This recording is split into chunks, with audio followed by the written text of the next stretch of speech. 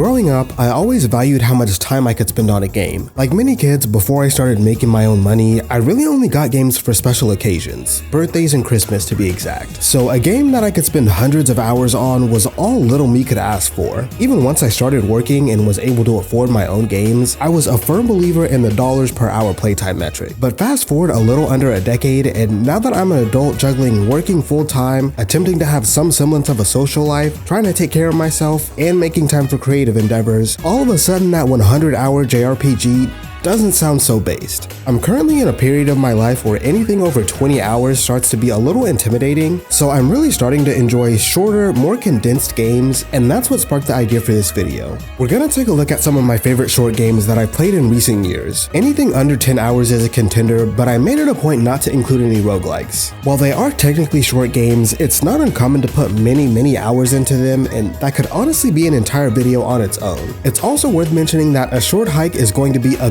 glaring omission here. I love that game, but I've already talked about it in this video, so I'll leave a link to that in the description. But for now, let's get started with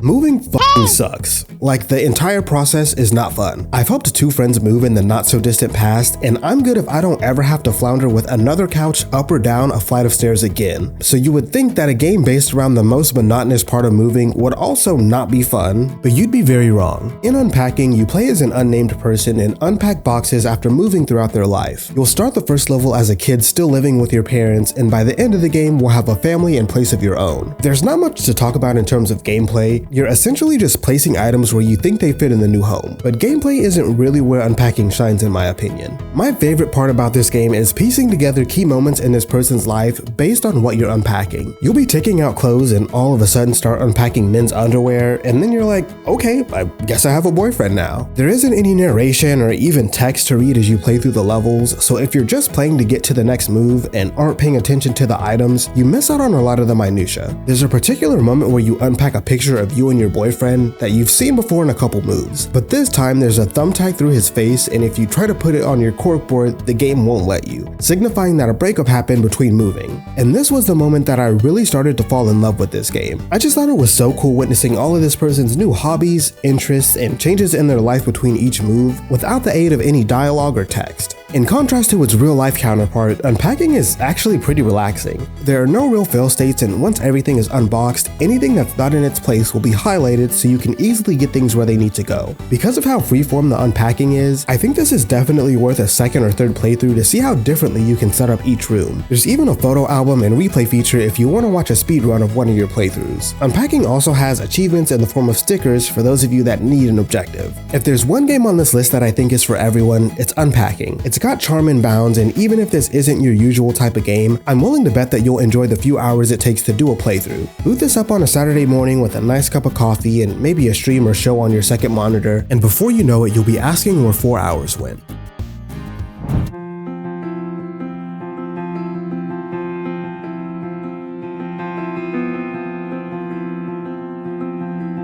Florence was my introduction to short games. I remember finding this in the App Store when it first came out and wondering why anyone would spend money on a game that's less than an hour long. And truthfully, if I had bought it back then, I can almost guarantee you I wouldn't be able to appreciate it the way I do now. In the span of around 30 minutes, you'll play through the life of Florence Yo as she finds her place in the world, falls in and out of love, and rediscovers her passion for art. The reason why I don't think I would have appreciated this back in 2018 is because now as a 27-year-old, I've gone through a lot of the stuff Florence does during the game, where 21-year-old me wouldn't have the same frame of reference. That's not to say that you won't enjoy this if you're on the younger side, but I do think this is slightly geared more toward an adult audience. The game starts by introducing us to Flo. We learn that from an early age she had an affinity for art, but was instead forced to focus on math. Fast forward to present day and she's an accountant, surely due to her academic upbringing, and has misplaced her love for art, as shown by her old artwork being stuffed away in a closet. I can relate to this so much. I love cooking and making content, and I've also picked up drawing recently, but sometimes after a long day in the office, I just want to do nothing when I get home. It's unfortunately a little too easy to fall into a pattern and go days or even weeks without doing something that I really enjoy. One day while riding through town, Florence crashes her bike while looking at a handsome man in the distance. They hit it off, and this is where the real story of Florence starts. The majority of this game focuses on her life as she goes through the different stages of her relationship with Krish, from their first meeting to honeymooning, routine, and ultimately breaking up. Florence is more of an interactive visual novel than a game, so the gameplay is mostly small interactive elements relevant to what's happening in the story rather than full-on game mechanics. Things like using sliders to focus in on images or putting puzzle pieces together to construct a conversation. Shout out to Outcast for being the only reason I knew what to do here. Shake it like a Polaroid picture. But Florence cleverly uses these interactive elements to enhance the storytelling. They're easy to miss, but little details like puzzle pieces becoming jagged instead of rounded when you get in an argument, or when she's honeymooning and the numbers start crunching themselves at work, help flourish key moments in the story. The music in Florence definitely deserves some praise. I've stated that I'm guilty of playing games with the sound muted while listening to other media, but you don't want to do that here. The music is a bit simple, with most pieces mainly just using a piano and cello or bass, but there isn't any voice acting and very minimal dialogue, so the way that the music changes to symbolize the ups and downs of the story acts as a layer of icing to an already fantastic cake. By the end of the game, Florence has not only rediscovered her love for art, but made a career out of it, in large part due to her time with Krish. There's a moment near the end of the game where she finds an old picture of them under her keyboard as she's clearing out her desk, and you might expect her to toss it or rip it apart, but she puts it in the box with the rest of her stuff. I love this so much because even though things didn't work out with them, she still values the time that they spent together and recognizes that she probably wouldn't be where she is without him. All in all, Florence is a beautiful game, and I think it's an excellent case against the fools that don't see video games as a form of art. If you're looking for something to get you in your feelings and that you can knock out within an hour, I can't recommend this game enough.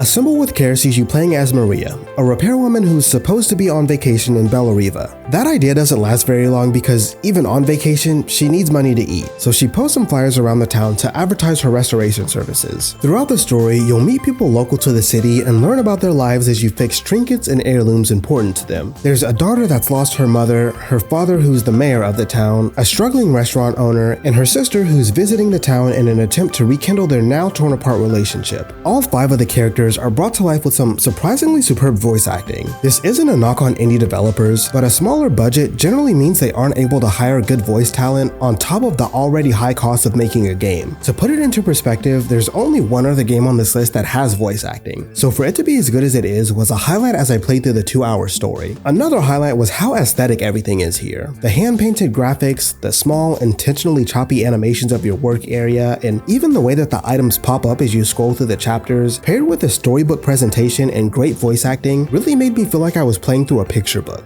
In each of the 13 levels, one of the other characters will give Maria something that needs to be fixed, and it's up to you to figure out how to get the job done. She's a jack-of-all-trades repairwoman, so you'll be restoring a wide variety of items. You might fix a miniature statue that only requires a bit of glue in one level and replace circuit boards and wiring for a game console in another. I think only one level has any sort of manual, so you end up tinkering around with the objects until you can figure out what you need to do to fix them. Once you find out how to fix the object, the rest is easy since you can't really mess up. There aren't any soft logs and you don't have to worry about accidentally breaking anything. This was kind of my assumption going in, given the name of the game, but once I figured out I didn't have to carefully assemble each object, I was able to relax and enjoy the game with a more laid-back air, which is definitely how this game is meant to be played. Relaxing and enjoying the visuals and music as you get to know Maria and the other characters of Bellariva.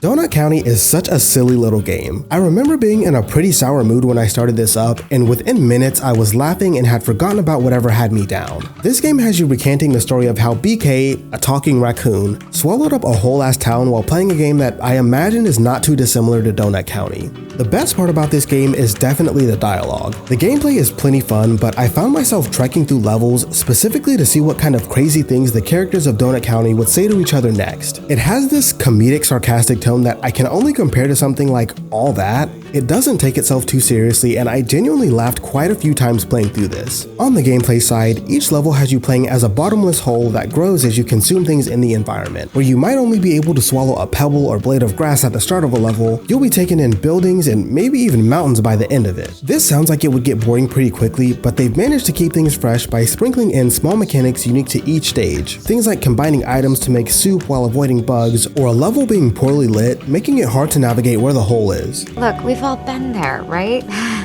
About halfway through the game, you'll get a catapult that lets you launch things out of the hole, which adds a sense of verticality and opens up new types of puzzles. It's actually pretty impressive that for a game with this simple of a premise, they managed to make 22 levels that all feel unique and keep from getting stale. If you're looking for a good laugh and have a couple hours to spare, Donut County is the game on this list for you.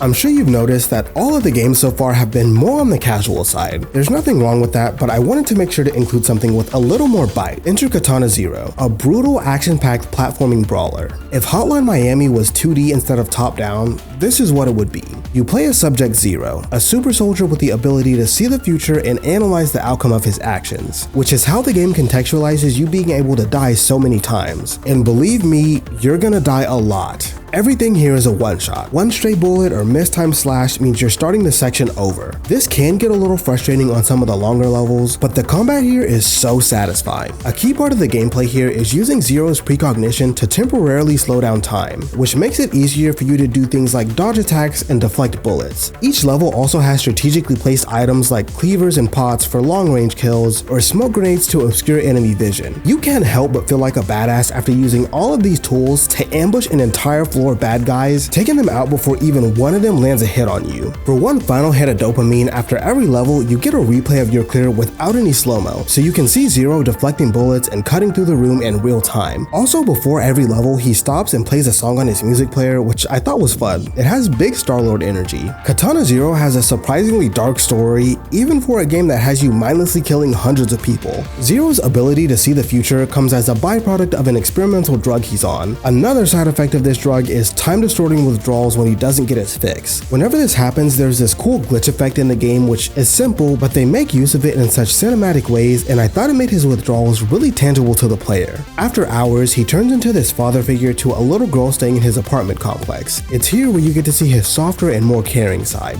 Apart from the badass combat, I love the way Katana ZERO handles dialogue. We've all been playing through a game where you don't really care about the story, or maybe the exposition starts to be a bit much, so you start spamming the A button to skip through the dialogue and get to the good part. Well, that's actually a built-in mechanic in Katana ZERO. If somebody's yapping and you don't care to hear what they're saying, you can interrupt almost all of the dialogue here. And what's really cool is that sometimes it impacts the story and gameplay. In the second level, there's a receptionist that stops you on your way into the mission. She asks about your outfit, and if you decide to let the conversation play out, she sends you on your way after a few exchanges. But you can tell her to stop talking every time she tries to speak, and if you take this route, she rightfully gets mad and tells you to get out of her face. After the mission, if you were nice to her, she'll vouch for you when a policeman guarding the exit asks what you're doing. If you were mean, she rats you out and you end up having to kill the policeman. I know this video is about short games, but I feel like with all of the different dialogue options and routes to clear a stage, there's some pretty good replay value here. ASCIIsoft has already stated that they're working on DLC, but I'm hoping that they add a couple more playable characters along with some kind of score attack or roguelike mode. I'd still want everything to be a one-shot, but maybe each one can give you 10 or so lives before you get a game over. That's probably wishful thinking, but either way, Katana ZERO is already well worth the asking price of $24.